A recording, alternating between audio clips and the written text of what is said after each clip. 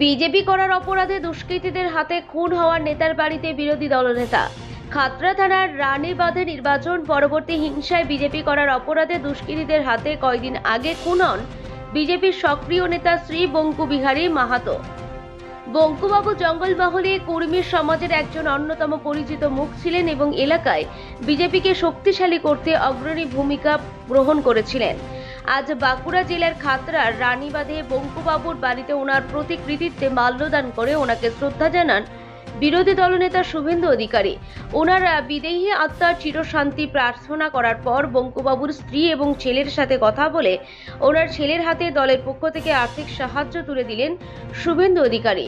তিনি বঙ্কু বিহারী মাহাতোর খুনিদের দৃষ্টান্তমূলক শাস্তির দাবি জানান। বিজেপি দলগতভাবে পরিবারের সদস্য হিসাবে বঙ্কুবাবুর পরিবারের পাশে থাকার আশ্বাস দিলেন বিরোধী দলনেতা শুভেন্দু অধিকারী।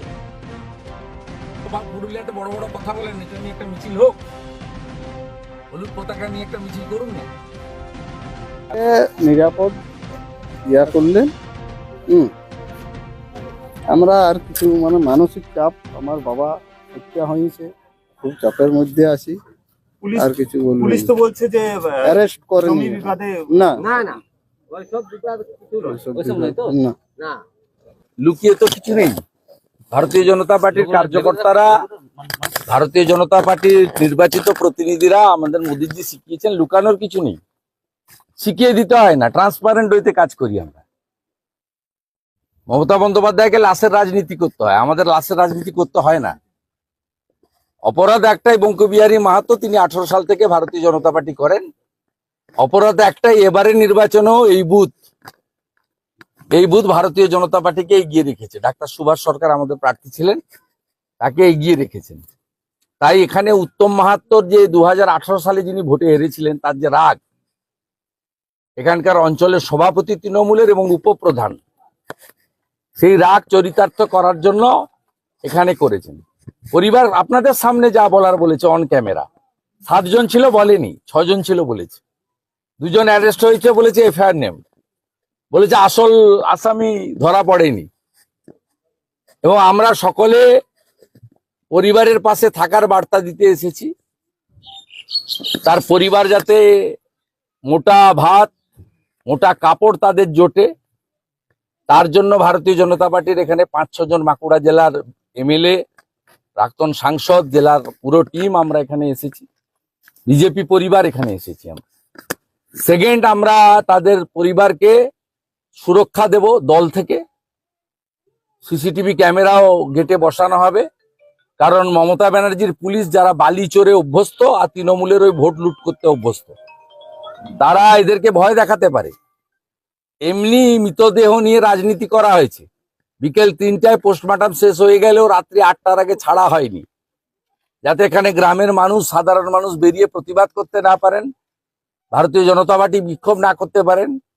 আগের দিন থানা বিক্ষোভও আমাদের হয়েছিল, কিন্তু বেশিক্ষণ সেখানে চালাতে দেওয়া হয়নি, পুলিশের প্রেসার করা হয়েছে। আমরা এই বাদীকে, এই পরিবারকে সুরক্ষা দিতে চাই, তার জন্য সিসিটিভি বসানো হবে বাড়ির এক্সিট এন্ট্রান্সে। এখানকার মন্ডল প্রেসিডেন্ট, মন্ডলের জিএসকে প্রত্যেক দিন বাড়িতে আসার আমরা নির্দেশ দিয়ে গেলাম। মহিলা মোর্চার বোনেরা, দিদিরা তার মায়ের পাশে থাকবেন, সে দায়িত্ব ভাগ করে দিয়ে গেলাম। প্রাথমিকভাবে দাহের খরচ পার্টি থেকে দেওয়া হয়েছে, পোস্টমর্টম পার্টি থেকে করানো হয়েছে, ডেড বডি ক্যারিয়ারে সম্মানের সঙ্গে বাড়িতে পৌঁছে দেওয়া হয়েছে। প্রাথমিকভাবে সাহায্য করে দেওয়া হলো আজকে। এরপরে দলের পক্ষ থেকে আবার তাদেরকে অর্থনৈতিক সাহায্য আমরা আবার করব। এবং আইনি যে লড়াই, আগামী 7 দিনের মধ্যে যদি উত্তম মাহাতো গ্রেপ্তার না হয় 302-এর মামলায়, তাহলে আমরা মনে করব যে পুলিশের উপরে আস্থা রাখা উচিত নয়।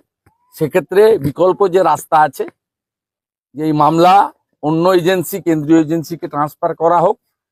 কনস্পিরেটর কারা, শুধু 6 জন খুন করেনি, কাদের নির্দেশে, কাদের সাহসে এসছে, অরূপ চক্রবর্তীর সঙ্গে উত্তম মাহাতো কথা বলে এসছে কিনা, অরূপ চক্রবর্তীর মোবাইল এবং উত্তম মাহাতোর মোবাইল দুটোই নিয়ে দেখা উচিত। অরূপ চক্রবর্তীর মোবাইলে কথা বলে যে আমি যাচ্ছি বঙ্কু মাহাতোকে খুন করব, অনুমতি আছে তো? খুন করার পরে অ্যারেস্ট হব না তো?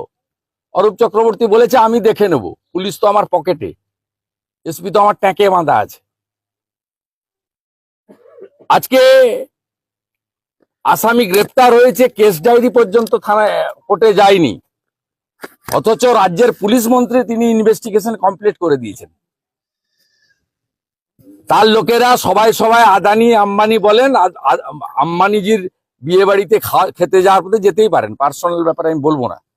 যাওয়ার পথে তিনি দমদম এয়ারপোর্টে সংবাদ মাধ্যমের সামনে কি বলেছেন, আমি অন্য পাটে যাচ্ছি না, শুধু এই হত্যার পাটে যাচ্ছি।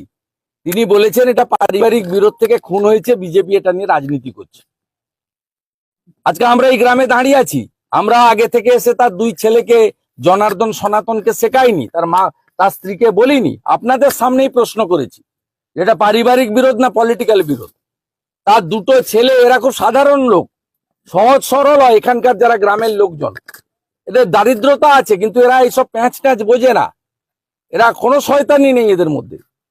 এরা ক্লিয়ারলি আপনাদের সামনে আমাদেরকে বলল অপরাধ একটাই, 18 সাল থেকে বাবা বিজেপি করেন, অপরাধ একটাই, এবারেও এই বুথে পদ্ম ফুলে গিয়েছে। তাহলে কিভাবে না মুখ্যমন্ত্রী পুলিশ মন্ত্রী তিনি আইও কেস ডায়েরি সাবমিট করার আগে, চার্জশিট সাবমিট করার আগে তিনি যদি কনক্লুশন টেনে দেন তদন্তে, তাহলে পশ্চিমবঙ্গে তদন্ত হবে কি করে?